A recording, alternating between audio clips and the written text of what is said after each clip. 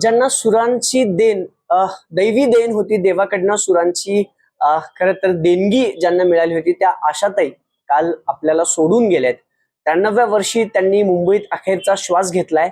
पण आशाताईंच्या पाठीमागं उरल्यात त्यांच्या अनेक आठवणी. आशा भोसलेंसोबत अनेकांचे जिव्हाळ्याचे नात्यांचे संबंध होते. राजकारणी असू द्या, कलाकार असू द्या किंवा इतर क्षेत्रातले काही लोक असू द्या. असाच एक माणूस अवली आपल्यासोबत आहे, ज्याचं नाव सुधीर गाडगीळ आहे आणि ज्येष्ठ मुलाखतकार, ज्येष्ठ लेखक, ज्येष्ठ पत्रकार ते आहेत. आणि यांच्या नाव खरं तर यांचं आणि आशाताईंचं घरचं अगदी नातं होतं. आपण ज्या निवासस्थानी गाडगिळांच्या आहोत ना, तिथे देखील आशाताईंचा सहवास खरं तर लाभला होता. ताई काल आपल्याला सोडून गेल्यात, काय भावना आहेत तुमच्या या सगळ्या? मला खरं सांगू का, मी काल त्यांची बातमी टीव्हीवर पाहिली तेव्हापासून बेचैन आहे, जबरदस्त. आणि एक पर्वच संपलं असं मला वाटलं. संगीतातलं पर्व संपलं. संगीतातलं पर्व संपलं तुम्ही असं म्हणताय, पण तुमचं एक वैयक्तिक खास मोठ्या बहिणींसारखं त्यांनी तुम्हाला जपलं, नातं खूप वेगळं होतं तुमचं. ते काय माहिती का, ज्यांच्याशी मोकळेपणाने बोलावं अशा ज्येष्ठ कलावंतच गेल्या. आता कोणाशी बोलायचं मोकळेपणाने? आणि कलावंतांच्या जगतातल्या ताज्या घटना कोणाकडनं कळणार आपल्याला, असा प्रश्न मला पडला त्या गेल्यामुळे. ताई कशा होत्या? भावनिक खूप होत्या असं कळते, हळव्या मनाच्या होत्या, सगळ्यांना मायाने जवळ करायच्या असं अनेक जण म्हणत होते. तुम्हाला काय अनुभव आहे यातला? मला अनुभव म्हणजे अत्यंत घरातल्यासारख्या होत्या, मोठ्या बहिणीसारख्या होत्या. त्या जवळ घ्यायच्या, खांद्यावर हात टाकायच्या, हातात हात घेऊन बोलायच्या. जरा लांब मी उभा असलो तर म्हणायच्या, का रे दुराबा गाणं म्हणायचं का नुसतं, ये जवळ. आणि अगदी मोकळेपणाने बोलणाऱ्या, घरेलू रिलेशन ठेवणाऱ्या होत्या माझ्याशी.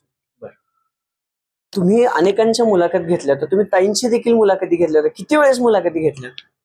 ताईंची मी पहिली मुलाखत घेतली 1979 आणि 80 मध्ये. त्यानंतर मी 22 वेळा प्रकट मुलाखत घेतली. आणि ती महाराष्ट्राच्या, भारताच्या सर्व भागात, एवढंच नव्हे तर परदेशात सुद्धा फेस्टिवलला पण घेतलेली आहे. म्हणजे आता एकही जागा अशी राहिली नाही की जिथे मी आशाताईंची गप्पा मुलाखत अधिकृत मारल्या नाहीत. शिवाय माल ते भेटतील तेव्हा आम्ही गप्पा मारायचो. काय गप्पा व्हायच्या तुमच्या नेमकं? म्हणजे संगीताच्या व्यतिरिक्त काय गप्पा व्हायच्या की संगीताच्या व्हायच्या, काय व्हायच्या? संगीताच्या गप्पा तर मुलाखतीत होतातच, पण त्या सोडून त्यांना कपड्यांचा आणि खाण्याचा खूप आवड होती. त्यामुळे नवीन काय खाल्लं, कुठे खाल्लं, काय आवडलं तुम्हाला, कुठे काय खावं, असं त्यांना विचारायचो आम्ही.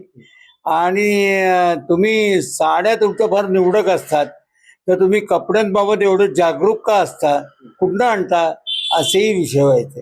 ते सांगायचं तुम्हाला हे सगळं मोकळेपणाने सांगायच्या. बरं, ते 22 वेळेस मुलाखती घेतल्यात तुम्ही, ते म्हणताय ते आहे, पण घरी पण येऊन गेलात ना? या पण घरी आल्या या घरी नव्हत्या आल्या. याच्या हे अगदी नवीन घेतलंय मी. याच्या आधीच नेहरू स्टेडियम समोरचं जे माझं घर होतं तिथे आल्यात. आणि अगदी पहिलं घर जे अजून आहे माझ्याकडे, निंबाळकर तालीमच्या जवळ, मस्तानीच्या जवळ, पुण्यातलं, तिथे दोनदा आल्यात. एकदा अगदी सुरुवातीला आणि एकदा नंतर. आणि घरी आल्या की मस्त बसायच्या, काय टाकलाय आणि खायला काय करतोय असंच विचारायच्या. प्रत्येक वेळी असं म्हणजे मनमोकळेपणाने एकदम माझ्याशी त्यांचे, खरं सांगू का, माझे त्यांचे रिलेशन मला काल संध्याकाळपासून काही बोलावं असं वाटत नाही, इतके जवळचे होते. तुमच्या डोळ्यात अश्रू दिसत आहेत, नुकसान न भरून निघणारे झाले. एक फक्त शेवटचा प्रश्न विचारतो, अशी कुठली आठवण आहे ताईंची की जी आयुष्यभर तुम्हाला आठवत राहील किंवा आयुष्यभर तुम्ही ती आठवण काढत राहाल, असा एखादा किस्सा आहे तुमचा आणि ताईंचा?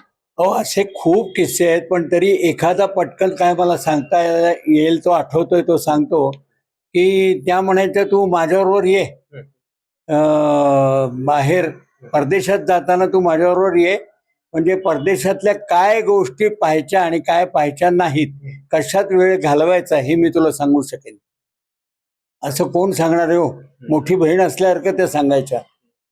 अजून काय सांगायचं? काहीतरी सांगत रागवलंय का तुम्हाला त्या कधी? नाही, रागवलं एकदाही नाहीत, पण त्या हसतमुख असायच्या कायम. त्यांच्या आयुष्यात घटना अत्यंत पाठोपाठ वाईट घडत गेल्या. मुलगीची आत्महत्या, मोठा मुलगा जाणं, नवरा जाणं, पण त्या कधीही तुमच्याकडे समोर येऊन दुर्मुखलेल्या राहिल्या नाहीयेत.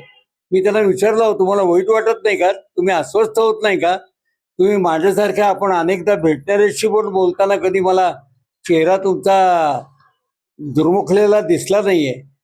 त्या म्हणले काय आहे, शक्यतो आपण समोर येणाऱ्या प्रत्येकाला आनंद द्यावा ही माझी भावना आहे, म्हणून मी नाही असे अशाच ताई होत्या, समोर येणाऱ्याला प्रत्येकाला आनंद देणार आहे. सुधीर गाडगांच्या ना खूप आठवणी आहेत. म्हणजे खरं तर त्यांना अश्रू बोलताना अनावर झालेत, कारण खूप मोठा संपर्क त्यांचा होता. अगदी मोठ्या ताईंसारखं मला अशा ताईंनी सांभाळलं. अनेक आठवणी ताईंच्या आहेत, पण आज त्या आपल्यात नाहीयेत. पण त्यांनी दिलेली अजरामर गीतं आपल्याला आयुष्यभरांची जमापुंजी असेल. अभिजित पोते, न्यूज 18 मराठी, पुणे.